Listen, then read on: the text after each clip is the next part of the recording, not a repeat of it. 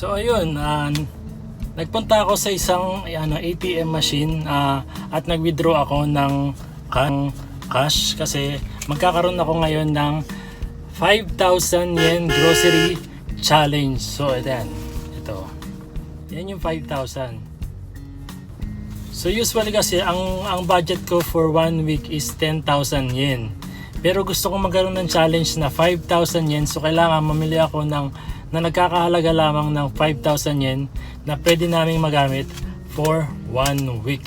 Okay? So ang tanong dyan, kakayanin kaya nating makapamili ng grocery na good for 1 week na ang budget lang natin is 5,000 yen. So titingnan natin yan. So samahan nyo akong mamili. Okay? So let's go!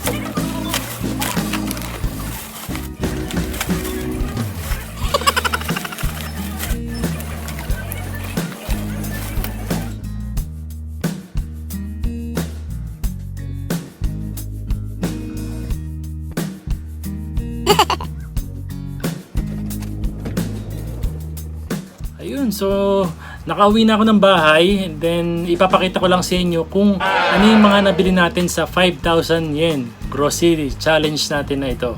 Okay? So isa-isayin lang natin. Una dyan, syempre, para sa protein, bumili ako ng banana. So yung banana na to is nagkakahalaga ng 148 yen. Okay?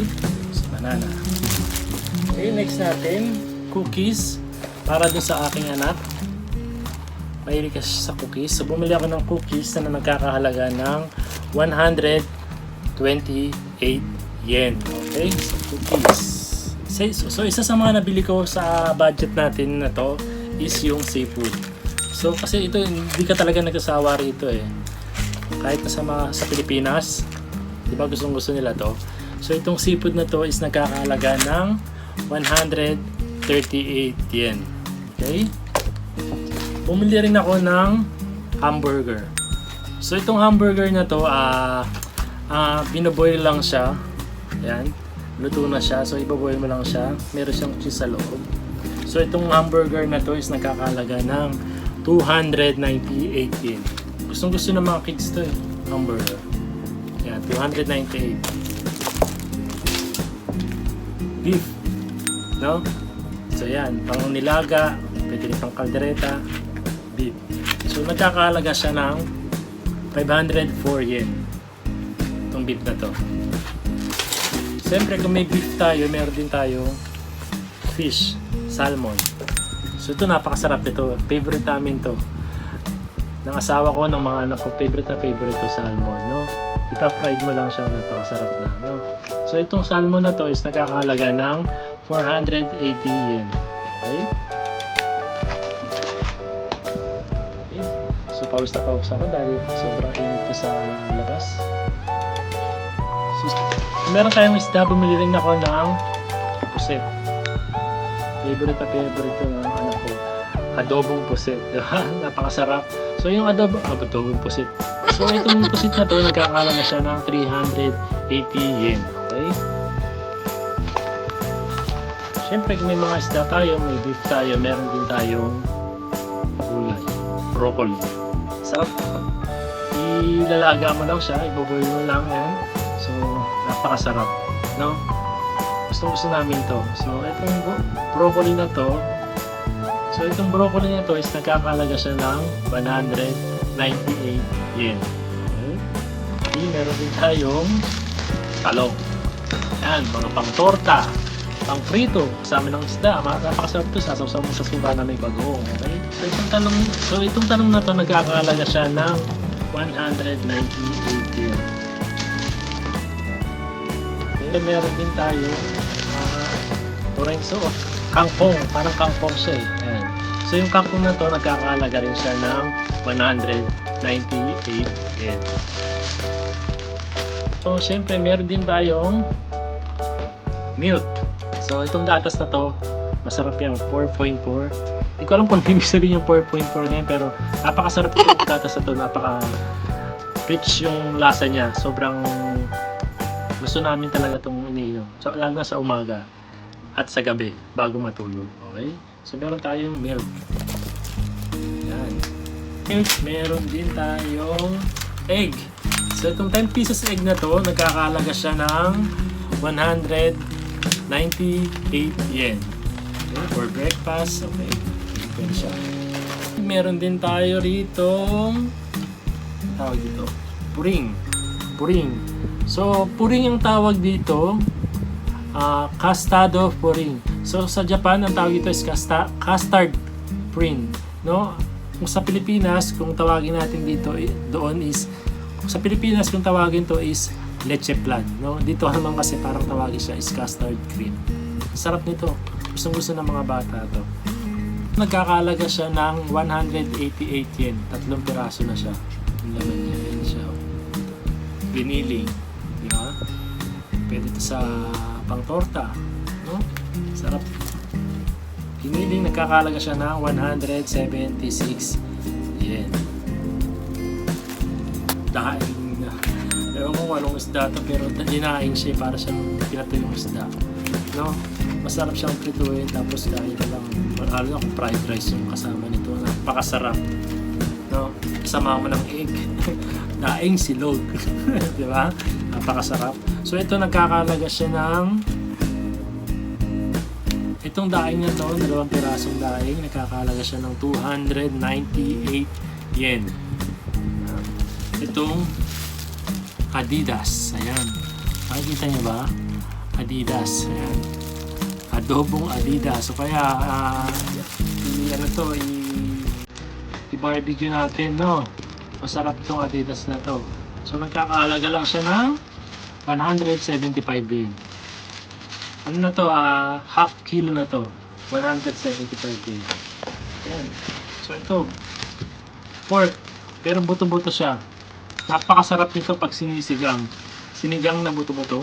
Ay grabe, kasi maasim na maasim yung sinigang mo. Lagyan mo ng orenso, ng okra, lagyan mo ng yun nga, kangkong. Ayun. Swak na swak. Ayan. Yung buto-buto na to is nagkakalaga siya ng 305 yen. Okay? Sold na sold tayo pang sigang, no?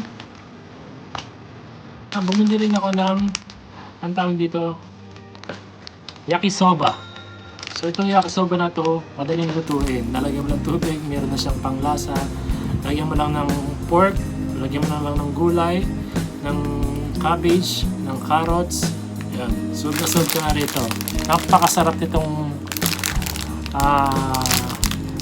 yakisoba na to sa Japan. No? Ito yung unang-unang masarap i-try din dito sa Japan. So nagkakalaga to ng, So nagkakalaga tong yakisoba na to ng 158